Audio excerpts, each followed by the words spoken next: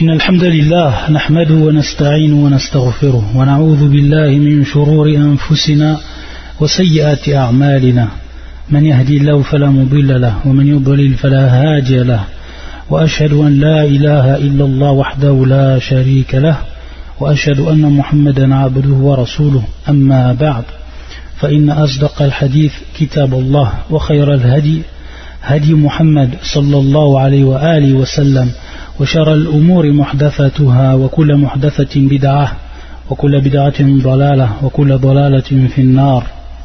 On continue Inch'Allah ta'ala wa bi'awnillah azza wa jal l'explication en langue française du livre intitulé Min Kunuz al-Qur'an al-Karim du Cheikh al-Allama Abdul Muhsin al-Abbad al-Badr hafidhahullah ta'ala. On s'est arrêté à l'explication de certains versets de Surat al-Qiyamah. Et le shir, avant cela, où il est ce qui est imprimé sur le livre, avant qu'il commence dans cette surat, il s'écrit wujuhun wa wujuh. Et le terme wujuh, c'est bien sûr le pluriel de wajh. Le terme wujuhun, c'est le pluriel de wajh, et qui est en fait le visage. Donc, des visages et d'autres visages. Et on va voir que dans cette sourate et les deux prochaines également qui vont venir, le shir va nous expliquer à travers ces versets quelle est la description donnée par le Coran des visages des croyants et des visages des mécréants. Wallah al-musta'an. Sachant également qu'Allah subhanahu wa ta'ala a aussi un visage, un attribut d'Allah Azzawajal, sifatun dhatiyah lillah Azzawajal, c'est-à-dire un attribut propre à l'entité divine et qui est bien sûr l'attribut du visage, al-wajh, et c'est un attribut qui est attesté bil-ijma', c'est-à-dire par tous les savants de la sunna du consensus. Et bien entendu, comme cela est connu et comme on l'a expliqué de manière détaillée lorsqu'on a fait les différents cours propres aux attributs d'Allah Azzawajal, lorsqu'on a expliqué et détaillé toutes les règles des gens de la sunna du consensus, on a bien vu de manière claire et évidente qu'il n'y a aucune comparaison sous quel aspect que ce soit entre le Créateur et les créatures, que ce soit dans son entité, que ce soit dans ses attributs, que ce soit dans ses noms ou que ce soit dans ses actes, subhanahu wa ta'ala, suivant la règle précisée et établie dans le verset connu de tout le monde, Laysa kamithlihi shay wa huwa as-sami'ul basir. Rien ne lui ressemble à Allah subhanahu wa ta'ala, rien ne ressemble à Allah subhanahu wa ta'ala, aucune ressemblance entre les créatures et le Créateur. Dans ce verset Surat al-Qiyamah, ou dans cette surat al-Qiyamah, le cheikh va choisir le verset numéro 22 jusqu'au 25. يقول الشيخ قوله تعالى وجوه يومئذ ناظرة إلى ربها ناظرة ووجوه يومئذ باسرة تظن أن يفعل بها فاقرة. Ce jour-là, il y aura des visages resplendissants qui regarderont leur Seigneur. Et il y aura ce jour-là des visages assombris qui s'attendent à subir une catastrophe. Wallah al-musta'an. Le shir il dit Ma'na qawlihi wujuhun yawma'idhin nadira. Il va nous parler donc de cet adjectif, de cet attribut, de cette caractéristique qui est citée après le terme yawma'idhin et qui est nadira. Il nous dit mushriqa, mudi'a, hasana, c'est-à-dire illuminée, éclairée, belle, comme ça vont être les visages des croyants, illuminés, éclairés et beaux.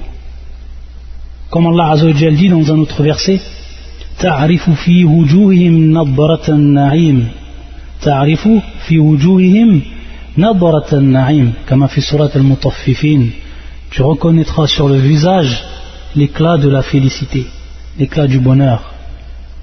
Et il dit également dans un autre verset, Allah Azzawajal, en parlant toujours donc des visages des croyants.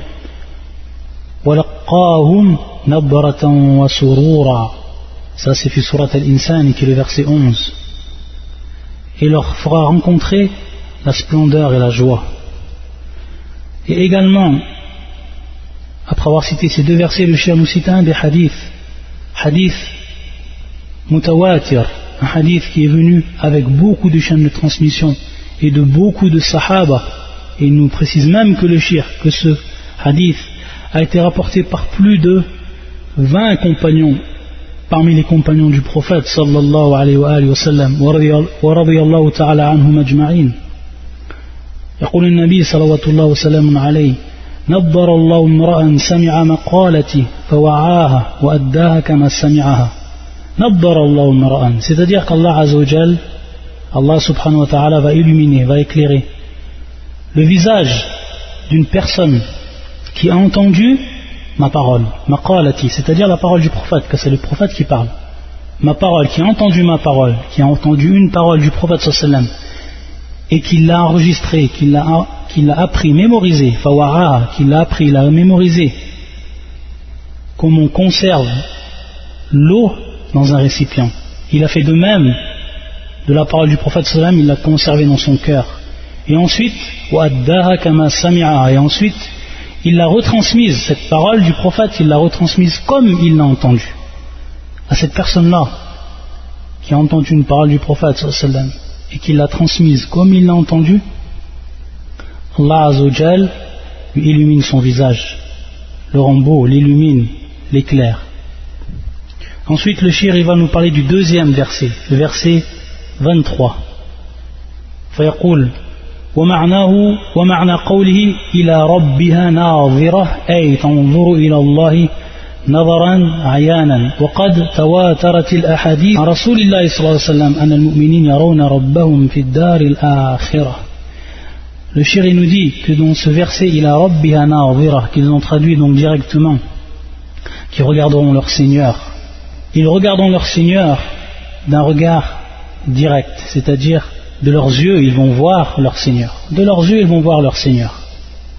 Et il nous dit le cheikh قد تواترت, donc on revoit tout le temps ce terme mutawatir, وقد تواترت الأحاديث عن رسول الله صلى الله عليه وسلم, c'est-à-dire que également les hadiths qui nous rapportent la parole du prophète sallallahu alayhi wa sallam et qui nous informent le prophète sallallahu alayhi que les croyants verront leur Seigneur dans l'au-delà, le jour de la résurrection, tous ces hadiths sont très nombreux, sont venus avec beaucoup de chaînes de transmission et sont venus de la part de beaucoup de sahabis.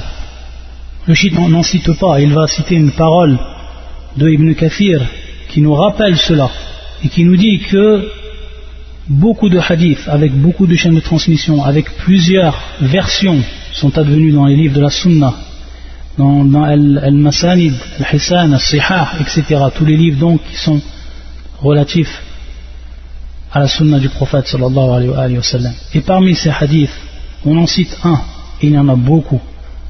Hadith muttafaqun alayhi rapporté par l'imam al-Bukhari et l'imam Muslim, où le prophète sallallahu alayhi wa sallam nous dit dans ce hadith, et avant cela, kharaja alayna Rasulullah sallallahu alayhi wa sallam laylat al-Badr, c'est-à-dire que le prophète sallallahu alayhi wa sallam, ce sahabi nous dit que le prophète sallallahu alayhi wa sallam est sorti auprès de nous une nuit, et cette nuit-là il y avait la lune qui était pleine, laylatul Badr, une nuit où la lune est pleine, c'est-à-dire qu'on voit la lune totalement. Faqala, qu'est-ce qu'il a dit le prophète sallallahu alayhi wa sallam? Innakum satarawna rabbakum, vous verrez votre Seigneur yawm al-qiyamah, le jour du jugement, kama tarawna hadha, et le prophète sallallahu alayhi wa sallam a indiqué la lune, et il leur dit donc aux compagnons qui étaient présents et qui nous rapportent ces hadiths du prophète sallallahu alayhi wa sallam, c'est la parole du prophète, ce n'est pas une invention, ce n'est pas une déduction, c'est la parole même du prophète qui nous informe que l'on va voir, c'est-à-dire les croyants qu'ils verront, ou ici il dit à ses compagnons, et dans d'autres versions bien sûr les croyants, il parle des croyants, et ici en l'occurrence il parle des compagnons, c'est-à-dire qu'il leur parle directement, il leur dit que vous verrez votre Seigneur comme vous voyez cela, comme vous voyez la lune. Comment on va voir la lune? La personne maintenant qui regarde le ciel, la lune est pleine, comment il voit cette lune? Sans, c'est-à-dire qu'il n'y a aucun nuage autour de cette lune. Il va voir la lune de la façon la plus facile par l'œil. De même, il verra son Seigneur. Donc le verset, il est clair. Le verset est clair. On va revenir à la signification qui a été donnée. Et également, les hadiths sont plus que clairs sur ce sujet. Et c'est pour ça que tous les savants de la sunna du consensus se sont réunis pour dire que les croyants verront leur Seigneur le jour du jugement, dans l'au-delà, fidar al-akhirah. Ensuite, le Shia, il va nous parler d'un autre hadith, ou arfwan d'un autre verset. Et bien entendu, les gens de l'innovation ont essayé de contrer cette croyance qui est plus que claire, présente dans le Coran et dans la Sunna, en venant comme à leur habitude, en plaçant des doutes dans le cœur des gens, et en expliquant des versets comme eux, ils veulent l'expliquer sans revenir bien entendu à la compréhension des salafs, à la compréhension des pieux prédécesseurs, à la compréhension des compagnons. Parmi ces versets, le verset suivant, يقول الله عز وجل لا تدرك الأبصار وهو يدرك الأبصار لا تدرك الأبصار وهو يدرك الأبصار. C'est pour ça qu'il nous dit le shir ولا تنافي بين هذه الآية الكريمة وقوله تعالى, c'est-à-dire qu'il n'y a pas d'opposition, de contradiction entre les deux versets. Le verset qu'on a cité et qui est donc le suivant, إلى ربها ناظرة, et le verset que l'on vient de citer ici maintenant, la tudrikul absar wa yudrikul absar. Il nous explique donc le verset la tudrikul absar wa yudrikul absar, les regards ne peuvent l'atteindre et lui il atteint les regards. Donc pour revenir au terme employé ici par Allah Azza wa Jal, car c'est important, il a utilisé le verbe la tudriku, et qui est bien sûr le verbe adraka. La tudriku, et qui est le verbe ici donc adraka, et qui vient donc du terme al-idrak, et qui est donc le fait d'atteindre. C'est pour ça que le peuple de Moïse, lorsqu'ils ont vu que l'armée de Pharaon est à leur poursuite, qu'est-ce qu'ils ont dit à Moïse? Qalu inna la mudrakun, c'est-à-dire que ils ont dit nous sommes rattrapés, c'est-à-dire nous allons être rattrapés, nous allons être atteints par cette armée. Donc on voit ici le terme employé inna la mudrakun, et qui est bien sûr du terme al-idrak, qui vient donc du verbe ici adraka. Le même verbe est utilisé dans ce verset, la tudrikul absar wa yudrikul absar, les regards ne peuvent l'atteindre alors que lui, Allah Allah subhanahu wa ta'ala, il atteint les regards. Il nous dit le shir, donc il va nous donner deux explications par rapport à ce verset. Il va nous donner deux explications par rapport à ce verset, et pour bien le comprendre. Explication, c'est la première. Il nous dit la tudrikul absar qil innahu mahmoulun ala nafi ar-ru'yati fi ad-dunya fayakun mithl qawlihi li Musa lan tarani ay fi ad-dunya. Taïb. Donc la première explication qu'il nous donne le shir, que cela donc est compris comme la négation de la vue d'Allah Azza wa Jal fi ad-dunya, c'est-à-dire dans la vie d'ici-bas. Et on sait bien que dans la vie d'ici-bas, Allah Azza wa Jal n'est pas vu. Et c'est pour ça qu'il a dit, lorsque Moussa a demandé de voir Allah Azza wa Jal, il lui a dit lan tarani, c'est-à-dire tu ne me verras pas, comme cela est cité dans le Coran et comme cela est connu de l'histoire de Moïse. Lan tarani, c'est-à-dire il lui a dit Allah Azza wa Jal, tu ne me verras pas. Et bien entendu ici tu ne me verras pas, c'est bel et bien compris que c'est fi dunya, et on sait ce qui est arrivé ensuite avec Moussa lorsque la montagne a explosé. Donc il est clair et net ici que dans ce verset lan tarani, c'est-à-dire tu ne verras pas dans la dunya, c'est-à-dire fi dunya. Par contre dans l'akhirah, alors Allah Azza wa Jal sera vu d'après les autres versets qui sont clairs et nets, et d'après les hadiths du prophète sallam qu'on a déjà cités. Donc c'est la première explication. La tudrikul absar, si on parle ici de la ru'ya, alors, c'est-à-dire si on parle de la vue, alors c'est ici nafi, parce qu'on voit ici que le la tudrikul absar la nafiya, c'est-à-dire donc la négation. Donc cette négation est la négation de la vue d'Allah Azza wa Jal dans cette vie d'ici-bas. Et Allah Azza wa Jal dans cette vie d'ici-bas n'est pas vu. Il sera vu dans l'au-delà. Il sera vu yawm al-qiyamah, le jour du jugement. Ensuite, la deuxième explication également qui est donnée, et c'est une explication, يقول الشيخ وقيل, et c'est également l'explication qui est donnée de العقيدة الطحاوية, يقول وقيل إن النفي الإدراك في الآية لا يستلزم نفي الرؤية والله تعالى يرى ولا يحاط به رؤية كما أنه يعلم ولا يحاط به علما ونفي الإدراك هو أخص لا يستلزم نفي الرؤية وهو أعم. طيب, Cheikh nous dit ici, et c'est un point qui est important, comme on l'a vu dans le terme ici qui est employé dans le verset la tudriku, il nous dit que nafi al-idrak, donc la négation de ce terme al-idrak dans le verset n'implique pas la négation de la vue. Et non, pourquoi cela? Parce que l'idrak c'est quelque chose qui est bien plus particulier que la vue au niveau donc du terme. Au niveau du terme, dans la langue arabe, c'est un terme qui est bien plus particulier que ar-ru'ya. Et comme on a vu de la parole du peuple de Moïse. Et donc, nier ce qu'on appelle al-idrak, et qui est le fait de cerner, de contenir, ne veut pas dire nier la vision. Pourquoi? Parce qu'Allah Azza wa Jal sera vu. Mais est-ce qu'il sera vu tout entier? Est-ce qu'on verra Allah Azza wa Jal tout en entier? Allah subhanahu wa ta'ala. Et c'est pour ça qu'il nous dit le shir, Wallahu ta'ala yura wa la yuhatu bi ru'yatan, c'est-à-dire qu'on ne peut voir Allah Azza wa Jal tout en entier, mais on verra Allah Azza wa Jal. Et il nous dit le shir en faisant également une comparaison, kama annahu yu'lam wa la yuhatu bi ilman, c'est-à-dire qu'on connaît Allah Azza wa Jal, on connaît d'après ses noms, d'après ses attributs, comme Allah Azza wa Jal s'est décrit dans son Coran, comme le prophète sallallahu alayhi wa sallam a décrit son Seigneur dans sa sunna, on connaît. Mais est-ce qu'on connaît tout en entier Allah Azza wa Jal? Est-ce qu'on connaît tout en entier Allah Azza wa Jal? On sait exactement. Et on connaît tout Allah Azza wa Jal tout en entier là. C'est pour ça qu'il nous dit le shir, kama annahu yu'lam wa la yuhatu bi ilman. Wa la yuhatu bi ilman. Enam. Donc il nous dit, nafi l'idrak wa akhas la yastalzimu nafi ru'ya wa hiya a'am. Et donc la vision ici est plus générale, alors que l'idrak, c'est-à-dire le fait de cerner, le fait de contenir, c'est bien plus particulier. Donc également c'est la deuxième explication qui est donnée par rapport ici à la négation présente dans le verset suivant, la tudriku al-absar. Également le cheikh il va nous donner une autre explication qui a été donnée par rapport à ce verset et qui est une explication qui est fausse. Pourquoi? Parce que c'est une explication qui n'est pas en conformité avec les règles de la langue basique de la langue arabe, les règles basiques de la langue arabe.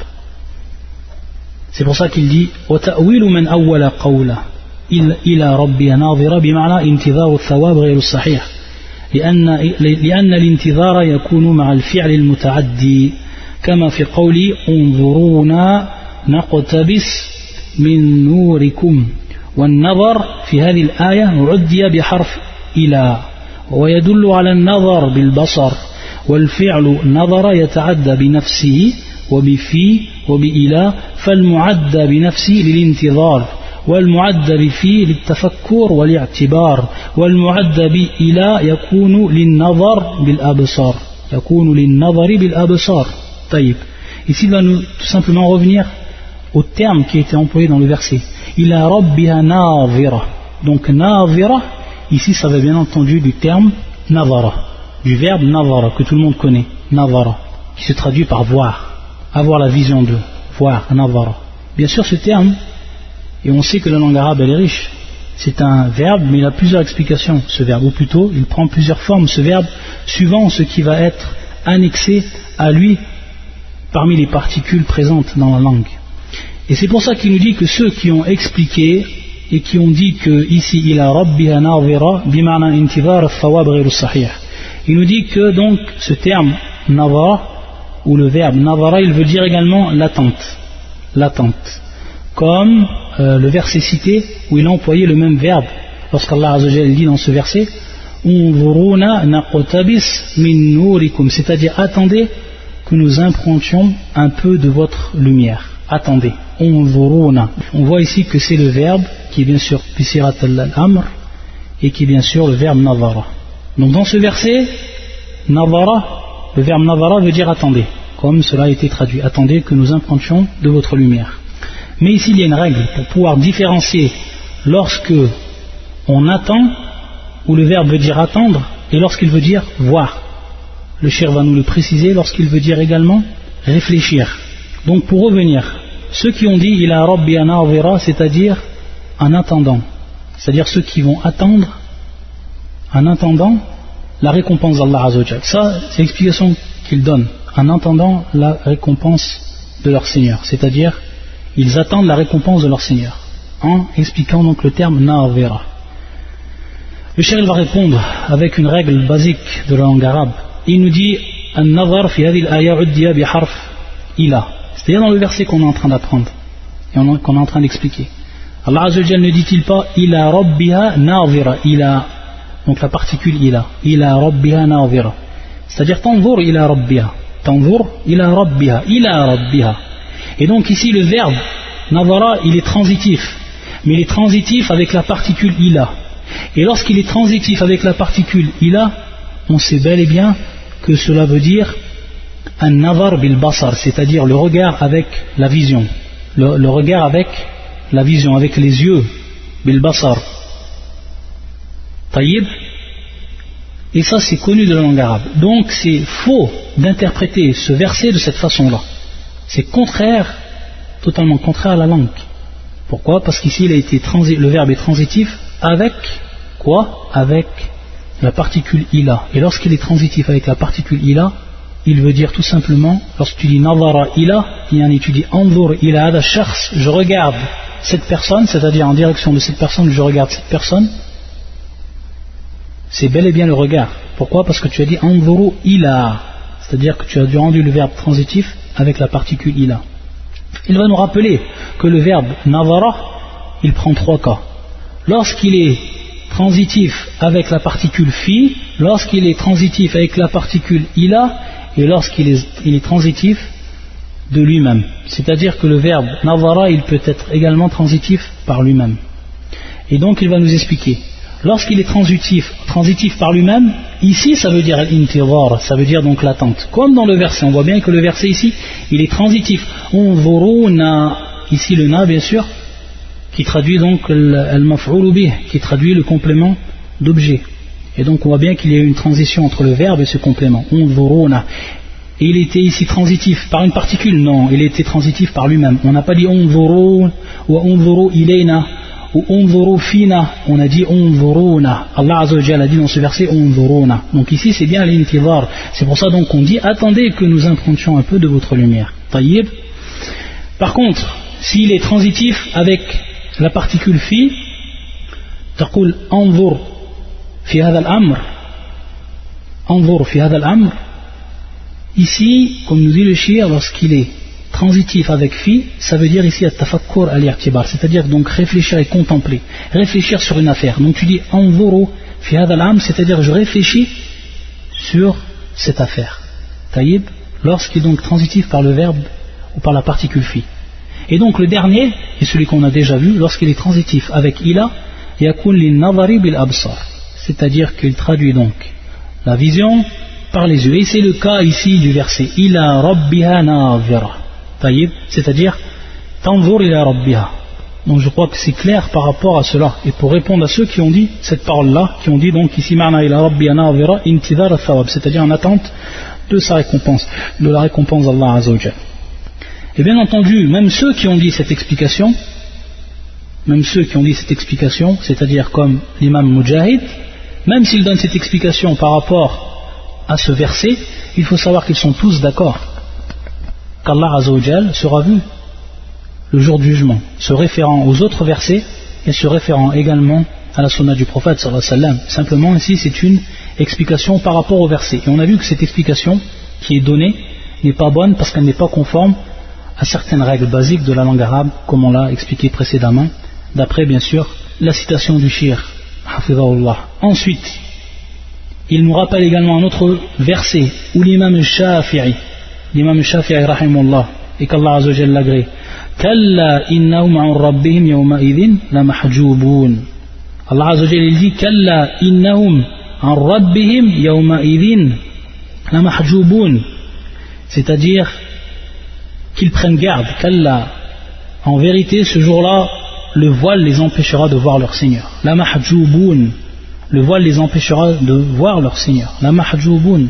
Qu'est-ce qu'il nous dit l'imam Shafi'i rahmatullah alayhi, qu'Allah lui fasse miséricorde par rapport à ce verset. Ma hajab al-fujjar illa wa qad ulima anna al-abrara yarunahu azza wa jalla. ثم قد تواترت الأخبار عن رسول الله صلى الله عليه وسلم بما دل عليه سياق الآية الكريمة وهي قوله إلى ربها ناظرة. Donc l'imam Shafi'i, il nous donne les deux explications. L'explication donc Ila Rabbiha Nadhira, où l'imam Shafi'i il explique que c'est bel et bien la vision d'Allah Azza wa Jalla, la vision par les yeux des croyants, Yawm al-Qiyamah, le jour du jugement. Et également en se référant à ce verset, et également en se référant donc le verset qu'on vient de citer, Kalla innahum an rabbihim yawma idhin la mahjubun, qu'ils prennent garde, en vérité ce jour-là un voile les empêchera de voir le Seigneur. Et par rapport à ce verset il nous dit, si on les a empêchés de voir leur Seigneur de par ce voile-là, alors, et c'est le cas des fujjar, des pervers, alors pour ce qui est des abrar, pour ce qui est des pieux, alors eux, bien au contraire, les pieux verront leur Seigneur. Si eux, ils n'ont pu voir leur Seigneur, et qu'on a mis un voile, la mahjouboun, qu'on a mis un voile entre eux et leur Seigneur, et qu'ils ne pourront voir leur Seigneur, alors les pieux pourront voir leur Seigneur. Et en rappelant, l'imam Shafi'i, en rappelant tous les hadiths du prophète sallallahu qui ont été rappelés dans cela, et en rappelant le verset qu'on vient d'expliquer, Ila Rabbiha Nadhira. Ensuite le shir, pour passer donc à la suite des versets qu'il a cités, et il nous dit, c'est-à-dire les deux autres versets, Wa wujuhu yawma idhin basira tadhunnu an yuf'ala biha faqira. Et donc, qui sont les versets suivants, et il y aura ce jour-là des visages sombris qui s'attendent à subir une catastrophe. Et donc, par rapport donc au terme basira, il nous rapporte certaines paroles des savants, de l'explication du Coran, et ani tarayyur alwaniha, c'est-à-dire le changement de la couleur de leur visage. Et d'autres disent abisa, c'est-à-dire renfrogné. Tavonnu, le verbe tavonnu, donc le verbe vanna, et qui veut dire dans beaucoup de cas la certitude, avoir la certitude. C'est pour ça donc qu'il nous rappelle que ici c'est la certitude qu'ils vont subir ces gens-là, c'est-à-dire une catastrophe. Et bien sûr ici catastrophe, c'est-à-dire la perdition, et qui est bien sûr la calamité, et qu'on va traduire ici, ils ont la certitude qu'ils vont rentrer dans le feu. Ça c'est l'explication du verset. Voilà donc pour l'explication de ces versets, et ensuite le shir il passe à Surat Abasa. Et dans le verset également, ou les versets qu'il a choisi le shir, et qui sont les versets de 38 à 41, il est également question de visage. Il dit le shir, Qawluhu ta'ala, Wujuhun yawma idhin musfirah, ضاحكة مستبشرة ووجوه يومئذ عليها غبرة ترهقها قترة. Il va donc nous donner l'explication de ces termes. Musfira, mubi'a, mushriqa, mustanira. Et donc, les versets donc sont les suivants. Ce jour-là, il y aura des visages rayonnants. Donc on voit ici que le shir, il nous a rapporté les différentes explications, c'est-à-dire éclairés, illuminés, brillants. Ce sont donc des visages qui sont brillants, illuminés, éclairés. Et dans l'autre caractéristique, Ba'hikatun, donc wujuhu yawma idhin musfira, et l'autre caractéristique, Ba'hikatun, yani farhatan wa sururan, ou masrura, c'est-à-dire qu'elles seront heureuses et qu'elles seront joyeuses, riant et réjouies. Mustabshira et réjouies de quoi? De ce qu'Allah Azza wa Jal, comme nous le rappelle le shir, de ce qu'Allah Azza wa Jal leur a promis comme délice éternelle, et comme Jannah, et comme paradis. Cela, c'est le visage des croyants le jour du jugement. Comme ça sera le visage des croyants. Musfira, Ba'hika, Mustabshira. Et il nous dit le shir, wa amma wujud al-kuffar, faqad wasafahu Allah Azza wa Jal biqawlihi, de même qu'il y aura ce jour-là des visages couverts de poussière, recouverts de ténèbres. Et donc il nous rappelle par rapport à cela la parole de l'imam al-Qurtubi dans son tafsir, qui dit donc Ghabara, c'est-à-dire dessus de la poussière, wa dukhan, c'est-à-dire également de la fumée, enfumée, donc des visages qui sont poussiéreux, des visages qui sont enfumés. Tarhaquha ay tarsha, c'est-à-dire que ces visages seront enveloppés. Ils seront enveloppés. Enveloppés de quoi? Qatara, c'est-à-dire kusuf wa sawad, c'est-à-dire ténèbres et de noir. Et il nous rappelle également une parole de Ibn Abbas qui dit dhilla wa shidda, c'est-à-dire des visages qui sont recouverts d'humiliation également. Ce qui est venu dans l'explication de ce terme. Qatara, Allah al-Musta'an. Ça donc c'est pour les visages, les caractéristiques des visages des croyants et également des mécréants le jour du jugement. Fil akhirah. Et ensuite il passe à une autre sourate, et qui est sourate al-Ghashiyah, où le cheikh va également nous parler ou rapporter donc des versets dans cette sourate qui sont en relation également ou qui relatent les caractéristiques des visages des croyants et également des visages des mécréants. Il dit le cheikh qawluhu ta'ala wujuhun yawma'idhin khashi'ah 'amilatun nasibah تصلى نارا حامية تسقى من عين آنية ليس لهم طعام إلا من ضريع لا يسمن ولا يغني من جوع وجوه يومئذ ناعمة لسعيها راضية في جنة عالية لا تسمع فيها لاغية. Ça c'est donc Surat al-Ghashiyah et c'est le verset 2 et 11. Ce jour-là, il y aura des visages humiliés. Amilatun nasiba, préoccupés, harassés. Ils brûleront dans un feu ardent et seront abreuvés d'une source bouillante. Il n'y aura pour eux d'autre nourriture que des plantes épineuses qui n'engraissent ni n'apaisent la faim. Ce jour-là, il y aura des visages épanouis, contents de leur effort. Isa'ya radiya, fi jannatin 'aliya, dans un haut jardin. La tasma'u fiha laghiya. La tasma'u fiha laghiya. On n'entendra pas à l'intérieur de ces jardins, c'est-à-dire dans ces hauts jardins, fi jannatin 'aliya, de paroles futiles. Il nous dit le cheikh قيل إن هذه الصفات لوجوه ويكون خاشعة عاملة ناصبة.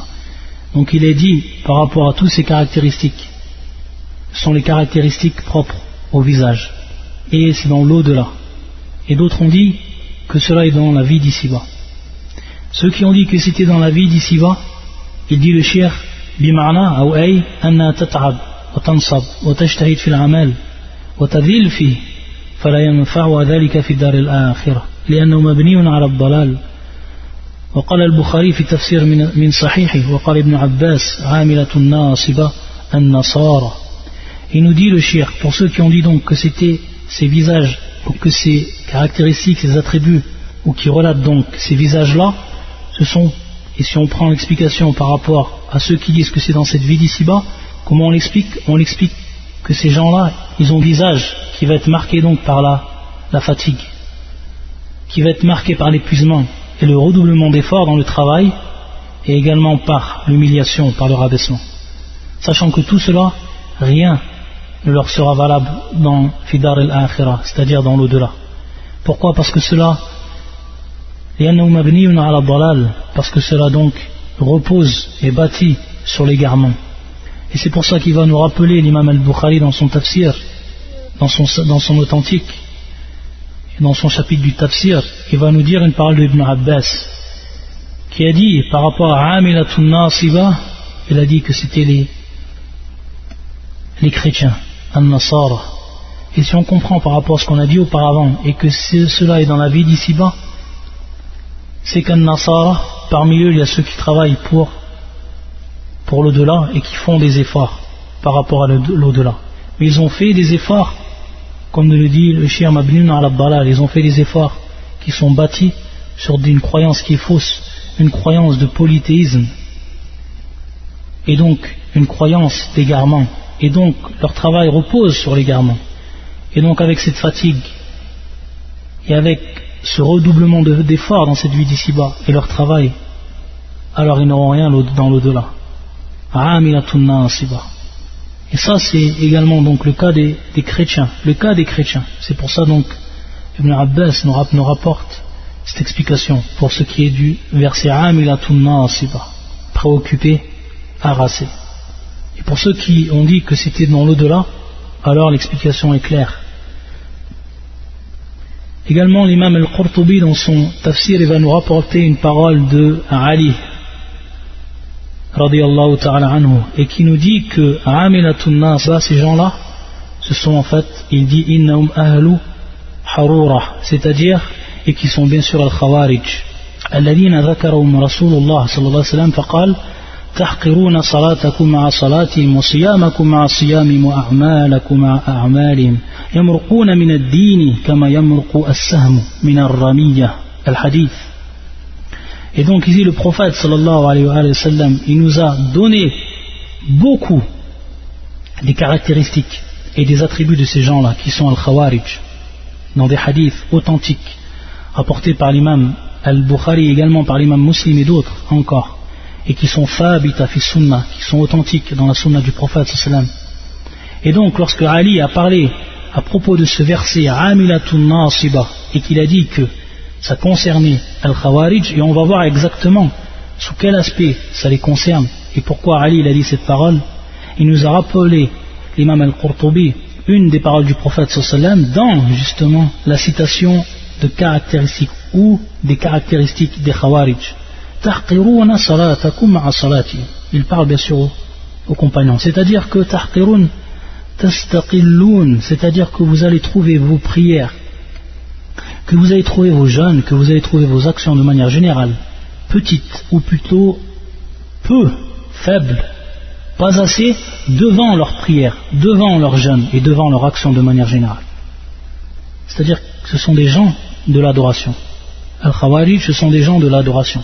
C'est pour ça que le prophète sallam les a désignés comme tels. Et sous cet aspect-là, ils vont ressembler à qui? Aux Nasara, aux chrétiens. Et donc, ça va rentrer également dans l'explication qui nous avait été donnée par Ibn Abbas. Donc, une explication d'Ibn Abbas, une explication de Ali.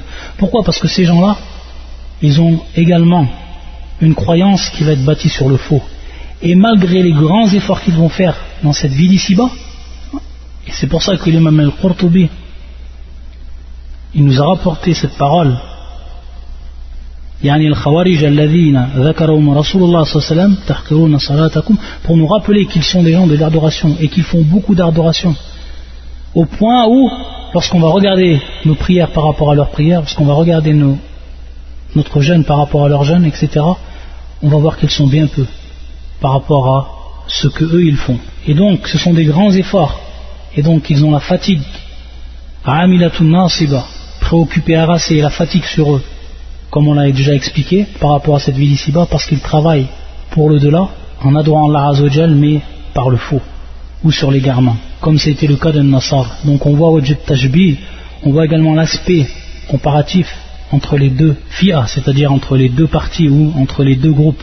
Et ensuite il nous rappelle cette parole du prophète qui est la suite du hadith, yamruquna min ad-din kama yamruqu as-sahmu min ar-ramiyah, c'est-à-dire qu'ils sortent, yakhrujun yamruqun, mais ils sortent avec force, min ad-din, de la religion, kama yamruqu as-sahmu min ar-rami, c'est-à-dire comme la lance sort du gibier. Pourquoi? Parce que le terme as-sam, bien sûr, qui est la lance, et ar-ramiyah à la wazn fa'ila, et qui est as-sayd al-marmi, c'est-à-dire la proie ou le gibier qui était atteint par cette lance. Lorsqu'on lance la lance avec force, tellement la lance avec force et tellement qu'elle atteint avec force le gibier, elle rentre dans le gibier et elle ressort du gibier, c'est-à-dire qu'elle va ressortir de l'autre côté du corps du gibier, tellement elle était lancée forte. Et c'est marna kama yamruqu sahmu min ar-rami. De cette façon-là, ils sortent de la religion. Donc on voit ici également comment le prophète sallallahu alayhi wa sallam les a comparés et comment ils sortent de la religion par rapport à cela. Et bien sûr, beaucoup de savants ont pris cet argument pour dire que les Khawarij sont sortis de l'islam, c'est-à-dire qu'ils ne font pas partie des musulmans. Et ici, bien entendu, irtilaf, divergence des savants, pour dire est-ce qu'ils sont sortis ou est-ce qu'ils ne sont pas sortis de l'islam. Ala kulli hal. Lorsqu'on revient donc à l'explication, et on voit donc que ça, ou que Amilatun Nasiba a été également, ses attributs ont été donnés lors de l'explication par Ali ibn Abi Talib radiyallahu ta'ala anhu à propos des Khawarij, ceux qu'il a combattus. Et donc, s'il a dit cela, on va voir pourquoi, et comme on l'a déjà expliqué, mais on va le voir un peu plus bas, et comment le cheikh nous explique. Et parmi également les sifat des Khawarij, le prophète sallallahu alayhi wa sallam nous a dit par rapport à eux, أنهم حدثاء الأسنان أو أحداث الأسنان وسفهاء الأحلام. حدثاء الأسنان وسفهاء الأحلام. وأحداث الأسنان, ceux qui ont des dents qui sont encore jeunes. Et donc pour prouver que ce sont des gens qui sont pour beaucoup d'entre eux jeunes, des jeunes gens qui sont encore jeunes, très jeunes. Sufaha ou l'ahlam, et qui ont des rêves qui sont de l'ordre de la naïveté. Ils rêvent à des choses comme les imbéciles. Ils rêvent à des choses qui ne peuvent être concrétisées. Ils vont loin dans leurs rêves. Sufaha ou l'ahlam, ils sont par rapport donc à leurs rêves imbéciles, naïfs, comme le jeune qui rêve à des choses qui sont pratiquement irréalisables. Hudatha al-asnan, sufaha al-ahlam. Également, ça fait partie des caractéristiques, et beaucoup de caractéristiques ont été données par le prophète sallam en parlant des Khawarij. Donc on a compris pourquoi cette parole de Ali ibn Abi Talib radiyallahu ta'ala anhu à propos des Khawarij, pour ce qui est de l'explication de ce verset Amilatun Nasiba. Il va nous rappeler également une parole de l'imam Ibn Kathir rahmatullah alayh. Et il va nous expliquer pourquoi certains des Sahaba, ils ont expliqué que le verset précédent, et comme c'est le cas du verset, également du verset qui va être cité, donc on reprend la parole du shir et qui nous rapporte la parole d'Ibn Kathir. قال ابن كثير في الكلام على قول الله في سورة الكهف قل هل ننبئكم بالأخسرين أعمالا الذين ضل سعيهم في الحياة الدنيا وهم يحسبون أنهم يحسنون صنعا وهم يحسبون أنهم يحسنون صنعا. C'est très important qu'il nous rappelle cette parole d'Ibn Kathir, et pour nous faire comprendre encore plus le sens de ce verset Amilatun Nasiba, et pour nous faire comprendre encore plus pourquoi Ali, lorsqu'il a expliqué ce verset, il a dit ça concerne les Khawarij, et pourquoi Ibn Abbas, lorsqu'il a expliqué ce verset, il a dit ça concerne les Nasara, ça concerne les chrétiens. Ceux dont l'effort, ou avant, dit voulez-vous que nous vous apprenions lesquels sont les plus grands perdants en œuvre, ceux dont l'effort dans la vie présente s'est égaré, alors qu'ils s'imaginent faire le bien. Ici on voit bien que dans le verset, dans ces deux versets, ces gens-là, qu'est-ce qu'ils font? Comme on l'a expliqué par rapport à Nasara, comme on l'a expliqué par rapport à Khawarij, ils font des efforts. Ils font des efforts. Mais ce sont les plus grands des perdants, parce que tous ces efforts vont partir en vain. Parce que leur effort dans cette vie présente s'est égaré, alors qu'ils s'imaginent faire le bien. Et ils croient qu'ils s'imaginent faire le bien. Et ça c'est le cas des Nasara. C'est également le cas des Yahoud. Parce qu'à propos de ce verset, Sa'd ibn Abi Waqqas nous rappelle également qu'une parole, il nous rappelle sa parole ou son explication, et il nous dit que ces deux versets qu'on a cités concernent également les Yahoud ou les Nasara. Et également il va nous rapporter la parole de Ali ibn Abi Talib, Wad-Dahhak et d'autres qui ont dit que ça concerne également Al-Khawarij par rapport à ces deux versets, et qui vont être proches également dans le sens du verset Amilatun Nasiba, comme on l'a expliqué, c'est-à-dire donc ceux qui travaillent et qui s'activent et qui redoublent d'efforts dans cette vie d'ici-bas, mais que rien en contrepartie. Pourquoi? Parce que c'est bâti sur al-Balal. Et donc il nous dit وَمَعْنَا هَذَا عَنْ عَلِي أَنَّ هَذِهِ الْآيَةَ الْكَرِيمَةَ تَشْمِلُ الْحُرُورِيَّةَ Al-Hururiyya, c'est-à-dire bien sûr Al-Hururiyya, ceux qui sont donc Al-Khawarij. Kama tashmal al-Yahoud wa al-Nasara, comme ils comprennent, ce verset donc englobe les Khawarij, englobe également les Juifs et les chrétiens. La anna nazalat ala haoula ala al-khusus, wala ala haoula, bal hiya a'ammu min hadha. C'est-à-dire que les versets qu'on a vus au départ et les deux versets que l'on voit maintenant, c'est des versets qui sont bien plus généraux. On voit qu'ils ne sont pas descendus spécialement sur les Yahoud ou les Nasara ou sur les Khawarij, mais qu'ils ont été descendus par rapport à leurs caractéristiques à ces gens-là. C'est-à-dire qu'ils sont descendus sur des gens qui ont des caractéristiques précises, et que les Nasara, les Yahoud ou les Khawarij, eux ils ont donc ces mêmes caractéristiques. Donc c'était évident que les grands commentateurs du Coran les ont expliqués par ces gens, c'est-à-dire en faisant comprendre que ces versets englobent ces gens-là. Et c'est pour ça qu'il nous dit que, bien entendu, c'est les versets lorsqu'ils sont descendus, et comme le verset du paravent, al-ayatu mekkiya, c'est-à-dire elle est descendue à la Mecque. Et bien sûr, wujud al-khawarij bil-kulliya bien avant, c'est-à-dire que ce soit, pour ce qui est des khawarij, ils ont été présents, on va dire, après Arfan. Ils ont été présents après, c'est-à-dire que le verset, il est descendu bien avant la présence des khawarij. Donc on comprend bien ici, comme yaqul, wa innama hiya 'amatun fi kulli man 'ada Allah ala ghayri tariqatin mardiyah yahsab annahu musibun fiha. Ça c'est la règle générale. Et donc toute personne qui va rentrer dans cette règle ou qui va rentrer dans ce caractéristique global, alors le hadith ou plutôt Arfan, le verset le concerne. Et il nous dit, c'est en fait général, ou ces versets sont généraux pour tous ceux qui ont adoré Allah Azza wa Jal sur une voie qui n'est pas correcte, sur une voie qui n'est pas agréée auprès d'Allah Azza wa Jal, alors qu'ils croient qu'ils sont sur la bonne voie.